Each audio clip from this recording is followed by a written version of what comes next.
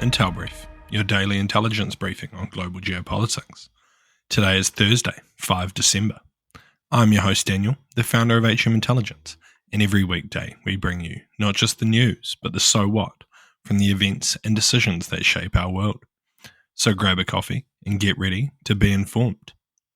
In today's update, we'll be covering opposition leaders say they have been beaten and detained in Georgia. A Russian ship reportedly shot flares at a German helicopter. And lawmakers topple the pro-Macron minority government. So firstly, Georgia, who are experiencing a heightened political turmoil following the detention of the opposition leader, Nika Gravmane, who allegedly was beaten unconscious and dragged into a police vehicle during a raid on his party's headquarters in Tbilisi. His party, the Coalition for Change, posted a video showing the incident, claiming he was assaulted and detained without cause. Reports also indicate that other opposition parties, including the United National Movement Party and Strong Georgia Party, faced police raids with some leaders being detained. These incidents come amidst accusations that the ruling Georgian Dream Party is using authoritarian tactics to suppress dissent. The government's actions have intensified unrest in the country, which has already been gripped by mass protests. The unrest stems largely from Georgia's Dream's controversial decision to pause EU accession talks, despite Georgia receiving EU candidate status in December 2023. The party, which has been accused of aligning itself with Russian interests, defended the move as a way to prevent foreign interference, but has faced harsh criticism both domestically and internationally. Tensions escalated after the EU criticised Georgian Dream over a Russian-style law used to stifle dissent and raised concerns about the integrity of the October 26th election, which the party narrowly won. Massive protests, including roadblocks and port closures, have swept the country, with demonstrators demanding a pro-European future and accountability from the government. So what? The situation has continued to escalate and does not appear likely to cool anytime soon. Sadly, it is possible that some protests may end up being killed as a result of the escalating levels of violence. If this does occur, it could be a turning point, possibly leading to an overthrow of the current government, such as seen in Ukraine, or an end to the protests, as seen in Belarus. And next, a reported incident in the Baltic Sea involved the crew of a Russian ship allegedly firing signal ammunition at a German military helicopter engaged in a reconnaissance mission, according to the DPA news agency. While the German foreign minister briefly acknowledged the event during a NATO foreign ministers meeting in Brussels, she did not provide further details, and the German Defense Ministry said the situation could not yet be confirmed. Signal ammunition, such as flares, are typically used in emergencies, though the context of the use remains unclear.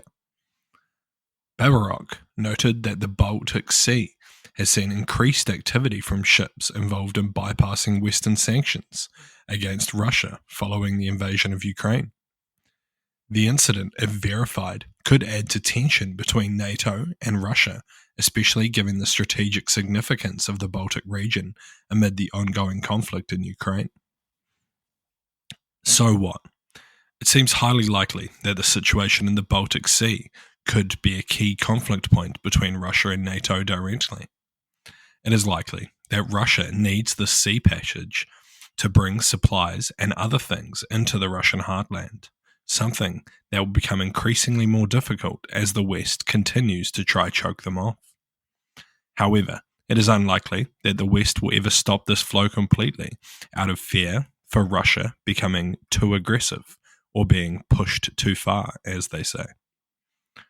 And lastly, French Prime Minister Michel Barnier's government has been ousted in a historic no-confidence vote, marking the shortest tenure of any French administration under the Fifth Republic.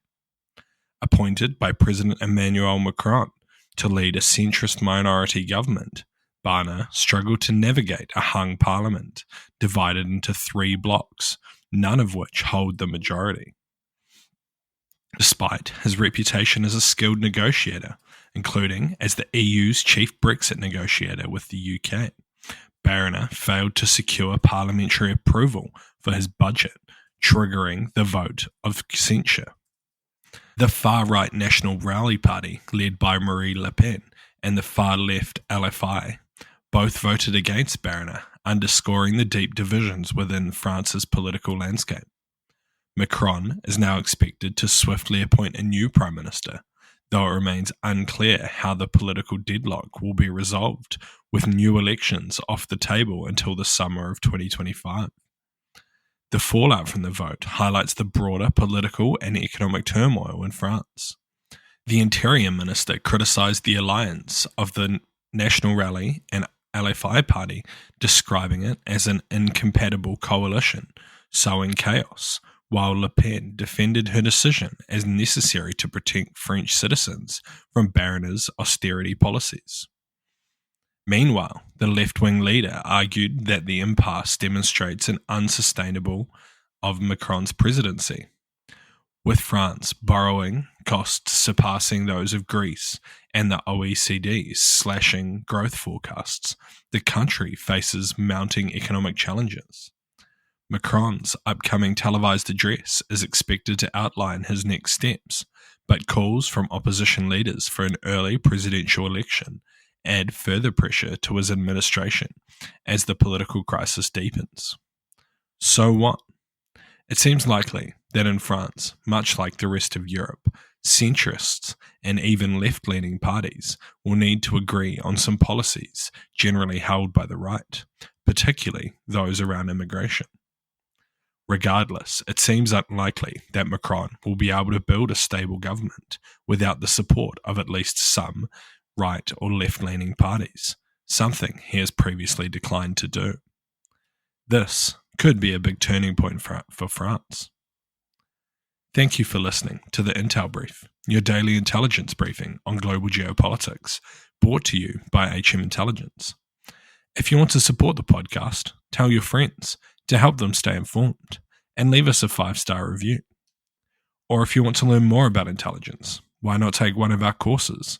They're all online, self-paced and affordable. Thank you for listening. I've been your host, Daniel, and I'll see you next time.